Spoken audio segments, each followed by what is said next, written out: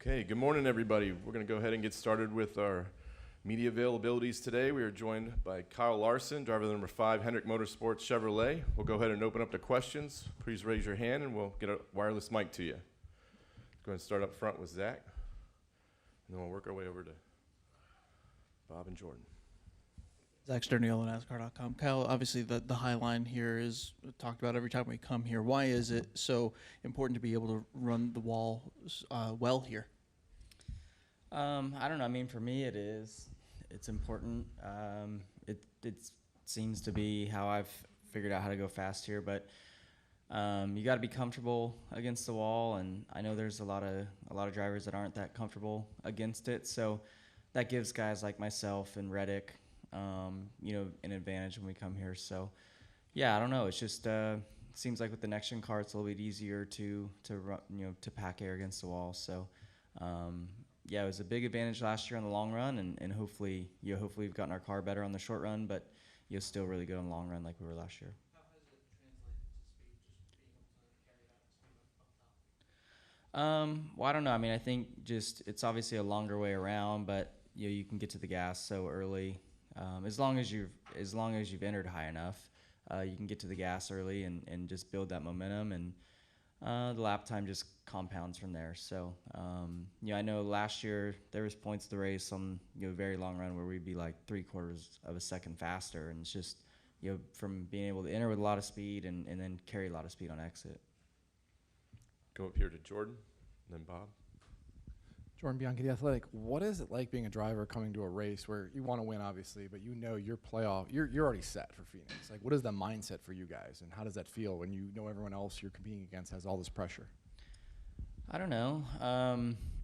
Yeah, I mean, obviously the pressure is probably a lot less than what other drivers are feeling, but I feel like I want to win just as bad as everybody else does too. So, I'm not treating this weekend as or these next two as they don't matter. So yeah, I mean, I think they matter just as much to me as everybody, but it's nice not having to think about the points or feel the pressure all week, because I mean, as the rounds go on, you definitely feel more pressure. At least in my I've only been in the round of 8 3 times, and 2 of them I won the first race, so I don't really remember honestly what the pressure is like, but I know what it's like in the other rounds, and I know what I felt like at the Roval. So I can only imagine that as each race moves on, you feel more pressure, and that's not a fun feeling. Come up here to Bob. Bob Parker, Fox Sports. I have 2. The first is, how much of this week was spent on Homestead, and how much was spent on Phoenix? 0 for me, 0 on Phoenix, all Homestead. But yeah, I mean, obviously your mind thinks about Phoenix a little bit, but I haven't watched any film. I haven't looked at any data or anything like that. So I love this weekend. I love Homestead, and just trying to watch as much video of this place as I could to get my mind ready to run the wall. And what do you remember that you did well a couple of years ago at Phoenix to win the title that you hope to repeat in a few weeks? Well, we started off the weekend by getting the pole. That was huge to get the number 1 pit stall. And then in the race, at different points we had a good car, and at other points we weren't. I felt like at certain points of the race, all 4 of us had the best car, and not that we had the best car at the end of the race, but our pit crew did a really good job, and in that number 1 pit stall, paid off to be important. So yeah, and going back, obviously I know how important that pit stall is, so you put a big emphasis on qualifying. We had a weekend similar to 2021 earlier this year in the spring, getting the pole, and then just didn't execute the last restart right. So looking at those sort of little mistakes that we had in the spring, and then also just trying to execute like we did in 2021, I think is where my mind's at on what we need to do to win the championship. And 2, I mean, you need a fast car, which I know, or I hope that we will, and you'll have a good weekend. Come up here to Greg. Hey, Kyle. Greg Engel, CupScene.com. You normally on your schedule, you're a busy dude. You're going this race, that race, Tuesday here, Wednesday there. From what I understand, correct me if I'm wrong, you've kind of curtailed that now that the championship's getting closer. Does that take? Is it more pressure not to be doing all that stuff because you get in a groove and stuff, or is there a sense of FOMO or anything, or is it just business as usual? I mean, I would be racing if there was races to run. So it's not that I cut it back on, because I want to focus on this. It's more that there's no more midweek racing left. I'm not going to race in Texas last night and then come to Homestead and be in the media center at 8 a.m. the next day. So, I mean, I just can't race. I still had a busy week. I tested the late model on Monday. And then, we've been in Oklahoma Wednesday and Thursday and flew here yesterday. Owen's there racing. So I think next week's fairly calm for me, and then it's Phoenix. So, and then my racing picks back up after that. So, I mean, it's not that I am cutting back because I need to. I'm cutting back because I don't have the opportunity to go race. Go ahead, Jeff. I don't know if this is a fair assessment or not. So, in the next gen era of all the ovals, is this the track where the driver can do the most or control the most compared to, because just the ability to run the high line, does that, or are there other tracks where the driver can make that much of a difference? I mean, I don't know. That's a good question. I won this race last year, so I want to say it's all driver, but I don't know. I think for whatever reason, it didn't seem like people could run the wall quite as good as I could last year, so we were able to have a big advantage on the long run. But I don't know. I mean, I still think it's a little harder to pass probably than what the old car would have been potentially. I don't know. I mean, I spent all the race in the lead last year, but it just, when I caught like traffic and stuff, it looked like there was like big groups of people, like it was tough to pass. So I don't know. Hopefully our car's good again, and we can be up front the whole race, and you have good pit stops, good restarts, stuff like that. But I mean, I think regardless, I do think Homestead's probably a track where you're the driver. Probably means a little bit more than somewhere else. And then, can you refresh my memory of how you figured out that the high line was going to work so well for you here? Like, is that just purely from, hey, like this works in dirt, let me try this, or like is something else? Did something build up to that to make you discover that? Well, I remember when I ran the race, the truck race here in 2012. That was my first time here, and we had a really good race and led some of it.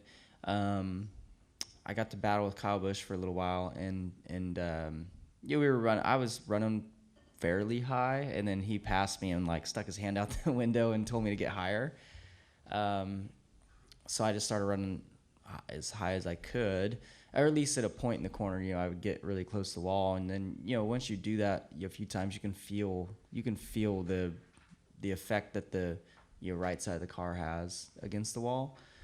So then over time, you just start pushing it and entering higher, and you start getting that wall at an earlier point in the corner, and eventually you just end up running right next to the wall the whole lap. So I watched a little bit of my first Xfinity race I ran here in 2013 last night, and just seeing the difference of how I ran back then. And even back then, I cheated the entry some and would slide up to the wall. And then I just think as years go on, you just, like I said, you just get more comfortable entering higher. And then obviously, they're reading lap times off to you, and you can feel it too. But when you read a lap time off that's 0.2 better than the lap before, you know that it was faster. So then, you just keep pushing it, and obviously, I've hit the wall here a lot, but to get comfortable, you have to make those mistakes. You sure he was telling you to get higher? Yeah, no, he wasn't flipping me off. I know that, but I don't know. He did that. He actually, so maybe he wasn't saying that back then, but he did that again somewhere this year. He passed me and like stuck his hand out and was doing that. I asked him later, I was like, what were you telling me? Like, I was already running the top. And he said, no, that was me telling you I'm going to run the bottom, and you just, I'm going to leave you laying up top for some fresh air. So maybe that's what he was telling me back then, but I took it as, I needed to run higher. Like I was this young rookie. I mean, it was only my 4th ever truck race at the time. So I took it as, I needed to get higher. So I just started running higher and passed him back a few laps later. And we've been really good here ever since. Good, go ahead. Dave Moody from MRN and Sirius XM, you mentioned it. You seem to have an ability at the extreme outside that not everybody has. Reddick's kind of the same way. Does that relate at all to all the years that the two of you have spent banging cushions in sprint cars and midgets over the years? Yeah, I mean, I definitely think, coming from the background that we have, it definitely helps. I think Homestead to me reminds me a lot of Eldora. The way both ends are, the way you kind of cup into turn 1, 3 and 4 is a little more, seems a little flatter and all that, but you still run against the wall. It just feels similar to me. And then, yeah, I mean, that feel that you get of packing the air against the wall kind of feels like you're running a soft cushion to me at a dirt track. So, yeah, I think that's why, dirt guys kind of excel here. I can't think of any pavement guy or pavement background driver that is really comfortable against the wall. But, I mean, maybe Truex. Truex is really good. Denny's good on occasion running the wall. But, yeah, Reddick and myself, we seem to be really, really comfortable up there. Okay, we'll go back here to Claire. Claire B. Lang, Sirius XM NASCAR Radio. So fans are enamored with you running the wall, and it's really interesting to hear you talk about it. Cole Custer was saying yesterday they were having a hard time seeing and couldn't even see the wall while they were trying to get up close to it, and that could figure into the end of the Xfinity race. And I was asking him about, because some drivers say you can actually hear the sound. Do you go off the sound? Are you able to do that when you're running the wall if you can't see as well? Have you been in a situation? I don't think for Cup here the sun will be a problem, but can you talk about that? Yeah, I mean, I think you kind of use all your senses. You use sight, sound, feel, all of that. So, the sound gets really loud as you touch the wall, so you don't really want it to change too much. But yeah, the sun is really bad into 1. So I'm guessing that's where he's talking about it's difficult. As it gets later into the day, it's kind of right in your eye line into turn 1, and yeah, it needs to kind of get behind the sweets and stuff there into 1 for you to be able to see well enough again. But yeah, I think that's when I think I just more go off of the feel of the air pushing against your car and the wall. That's kind of where I get most of my feel from, I think, but I'm sure sound as well.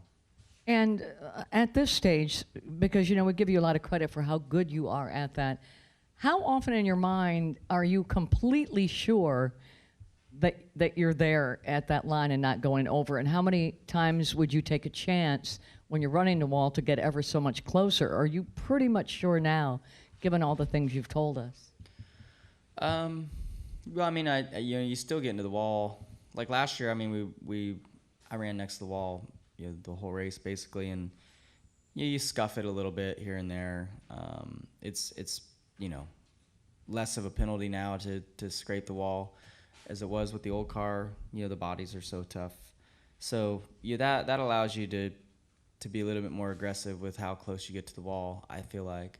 But yeah, I don't know. I mean, you race these cars every weekend, so you get a good feel for the proximity of yourself to the wall and others. So yeah, that helps. And then too, I mean, like I said, you can just feel it. You can feel the air really easily. So that is a good gauge for sure. Okay, we'll come up here to Lee and then to Dustin. Lee Spencer, catchfence.com. You finished second last year at Martinsville. Do you have any recollection of what was going on behind you with Ross Chastain and that? I mean, I'm sure you could hear the crowd, but what do you were so far ahead, but I mean, what is your recollection of that moment? I was in second, but I remember they didn't obviously say anything on the radio or nothing like that, but I came off turn 4 and you look in the mirror to see, kind of how close the guy is behind you. And I remember just seeing something kind of going on, as somebody late, off of turn 4, there was a new car in my mirror.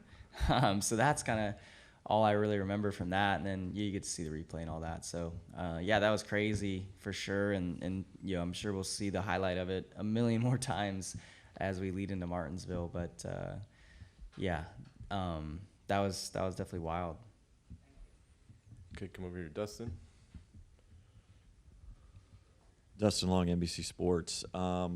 As Owen gets older, does he have a little bit more of a understanding and appreciation of what Dad's doing in the sense of going for another championship? You know, I'm sure there was a lot of excitement a couple years ago, but do you notice then how he's viewing what you're doing right now a little differently as he's gotten older and understanding things? I don't know. I mean, that would be a good question, I think, for him. He'd get nervous, really, if you were asking him a question, I'm sure. But I don't know. I mean, I think he understands, you know, what we did last week and what that means for a few weeks from now.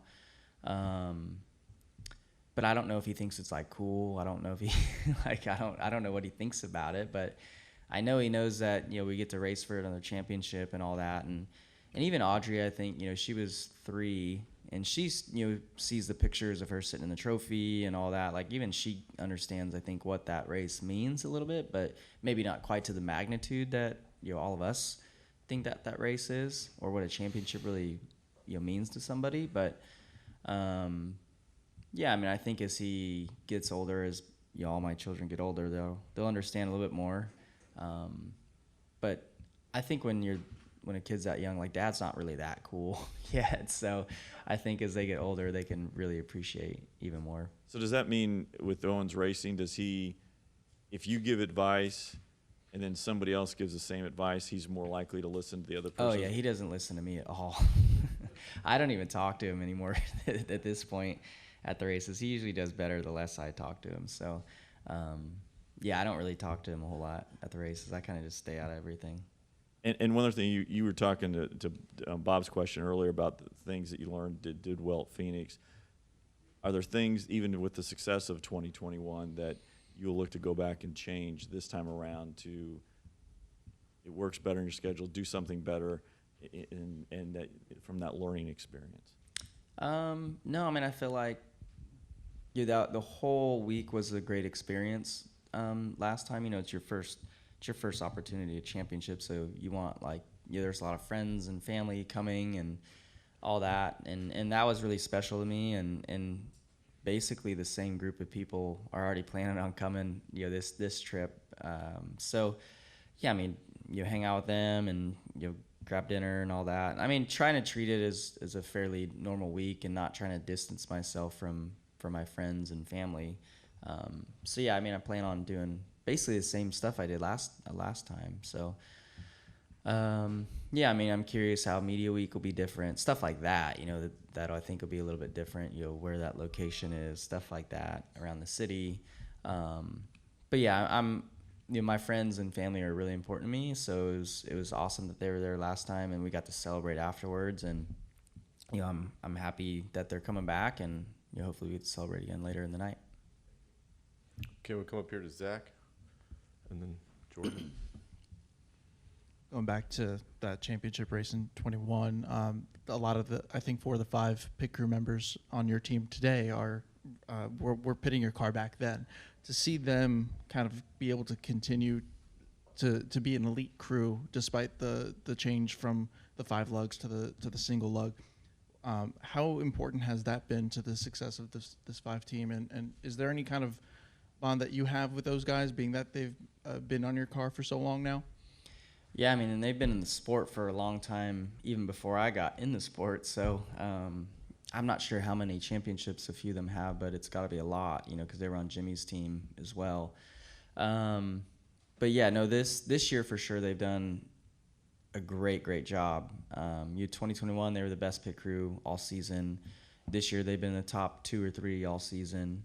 You know, big improvement from where they were at last year. I think there was a lot to be learned with the, you know, new style pit stops last year, and just took them a little bit of time. But, you know, all season they've been really strong. So all of Hendrick Motorsports really has been really strong on pit road. So yes, they've been important to every one of our wins this year. And you know, to win a Cup Series race, it just takes your whole team for sure. And Like last week, we gained 2 spots on pit road and got control of the race for the last run, and that was it. And Richmond, Darlington, they're a part of every win in a big way. So, yeah, I hope that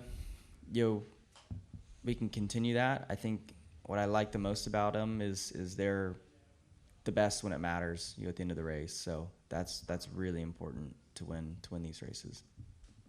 Go over here to Jordan, and then we'll wrap with one question in the back. Jordan Bianchi, The Athletic. Do you have a favorite, two-part, do you have a favorite Kevin Harvick story on the track? Like encounter or exchange or anything? Specific, track? On the track, yeah. I don't know. I've just really enjoyed racing with him. He's such a tough racer, and I feel like he can do a lot more with his race car than most drivers can. So I've had some great battles with him. I think he's only been mad at me like one time, so that's pretty good, I feel like. So and he probably doesn't even remember when he was mad. So what was he mad about? It was Phoenix, I don't know, a long time ago, and he was battling to make it into the championship 4, and there was a restart, and I think Joey ended up winning the race, but he was second row, I was third row inside, and I didn't even like get in there, but I just kind of showed my nose, and he was mad about that and came down afterwards. I can't remember exactly what he said, but I explained to myself that he wasn't going to win anyways, and he was fine with it afterwards. I was like, whoa, that went smoother than I thought it was going to. He was walking over. I was pretty scared. So, yeah, he's just an intense guy, and I've made it a point this year to not piss him off because he's probably in his 0 fucks given tour. So, didn't want to be on the receiving end of anything.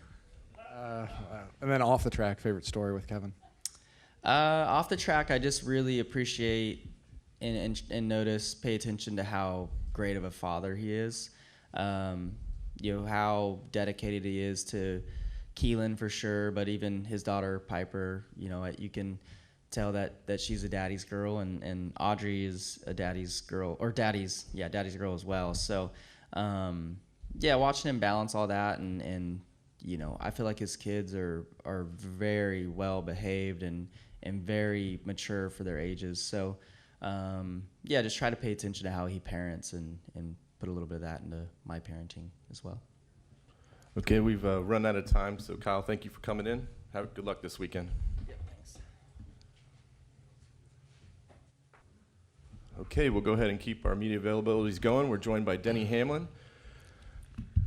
We'll go ahead and open up for questions. Start up front with Bob. Bob Hawkers, Fox Sports. What did you think of NASCAR's decision to rescind Blaney's disqualification, and how does that change any part of your outlook as far as how you race and who you're battling? It doesn't change anything as far as how I race.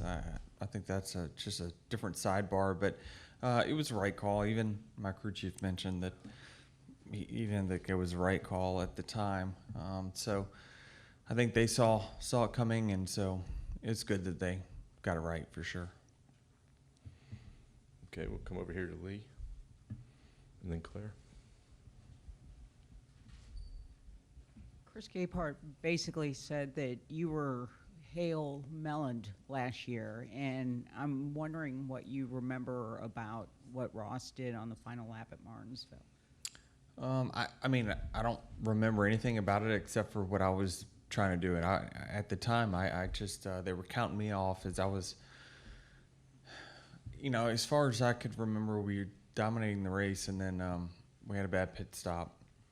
I went back to 7th or 8th, and then he said we got to get X amount of spots and very few laps, and so I was just trying to get every spot I could. And I remember him saying, we were even, we're +1, we're not +2, and I just remember him saying we're +2, you're good, down the backstretch, because I was battling Brad, I believe it was, for one more position. And at that point, I'm thinking 2 cars, I didn't need to push the envelope anymore. So, ended up minus something. Not really sure, but I mean, all I remember is just him being right there beside me. So I wasn't sure how it happened. You weren't looking in the mirror. You were just looking forward, and so it just boom. Yeah, I had a little gap over whoever was behind me, so it had gotten spread out there towards the end of the race. So even though it was a short run, there was cars with tires, cars without. So I just remember seeing nothing and then being right beside somebody. Okay, we'll come back to Claire.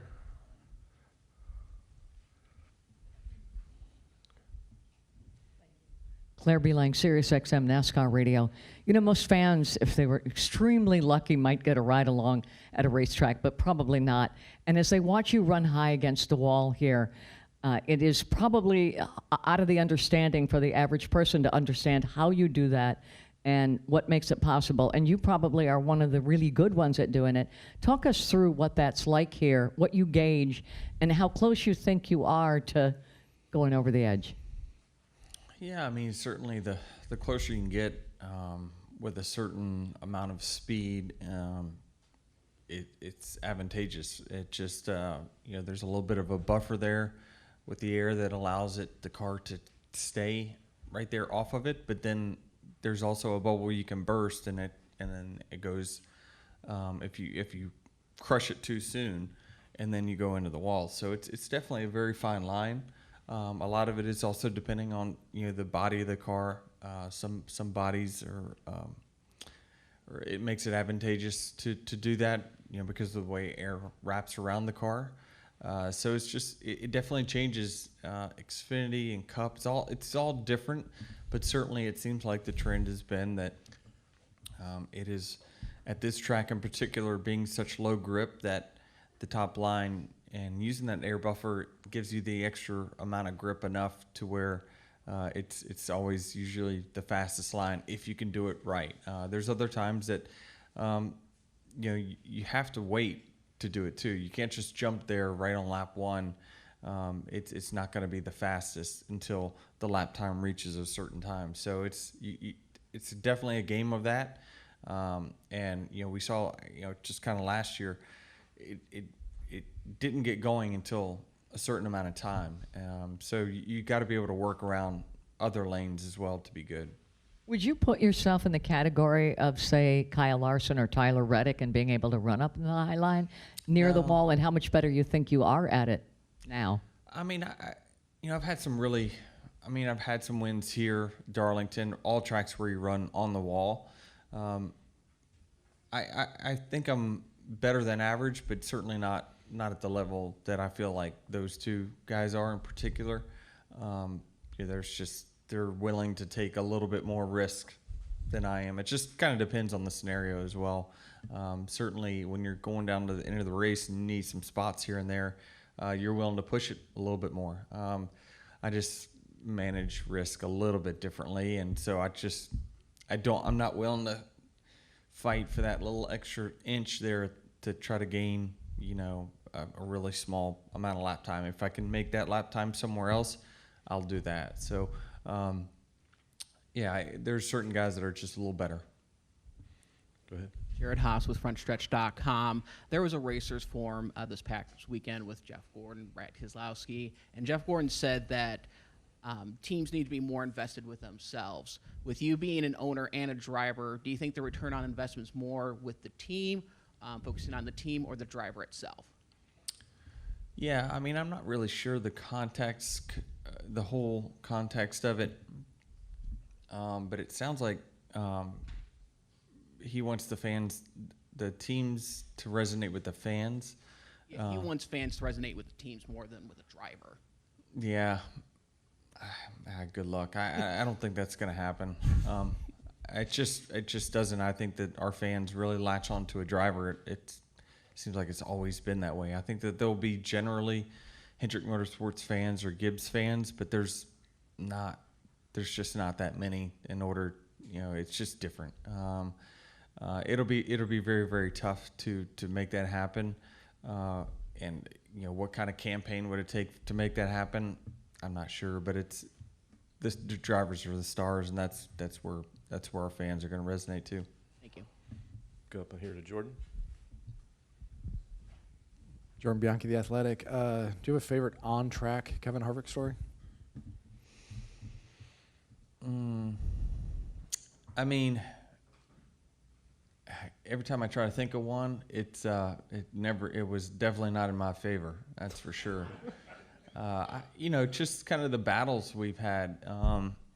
In 2000. Oh man, we've been around a long time. I think it was 2020. Is that when the two of us were winning all the races?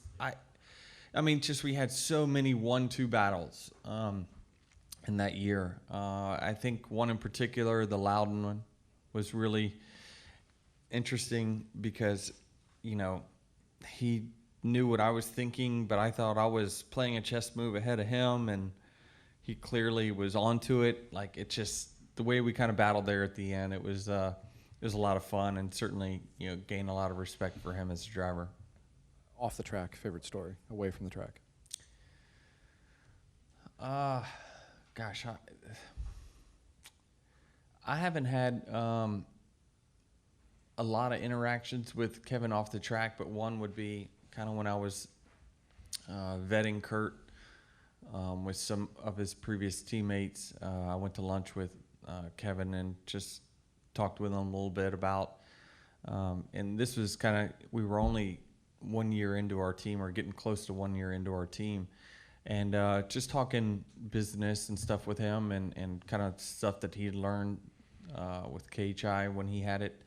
That was really good conversations that I had with someone, and that might have been the first time it was the first time that I had lunch with a competitor that wasn't generally just a friend of mine. So that was a good conversation, and just learned a lot from during that moment, and felt like we talked about kind of how our crew chiefs work and how similar career paths and all that stuff that we had. So it was really cool. You both are kind of lauded for your leadership, right, in the garage. So I'm curious, from your perspective, what have you seen from Kevin's leadership? Well, I certainly think he's very calculated. There's definitely he likes to be in control. That's for sure. I think that I really like his style, and in the sense of how he leads, and I believe that he's a very important person in the sport. I mean, in my opinion, he's a Jeff Gordon or Tony Stewart. When he leaves, you're going to notice that he's not there anymore. So I think that he's certainly been a leader in the sport, and he's kind of the last real legacy guy that we've got in our sport that used to know how it used to be, really and truly. So he's an important figure for sure. He's an important leader. He's an important voice for the drivers, and certainly we'll miss him on this side. Okay, we got time for one more. We'll come up here to Jeff. You've obviously gotten to see Larson up close over the years. Do you have any theories on what makes him so good? Why is he able to do the things that he does? Other than willing to take a few more risks, no, I don't think so. I haven't noticed anything out of the ordinary.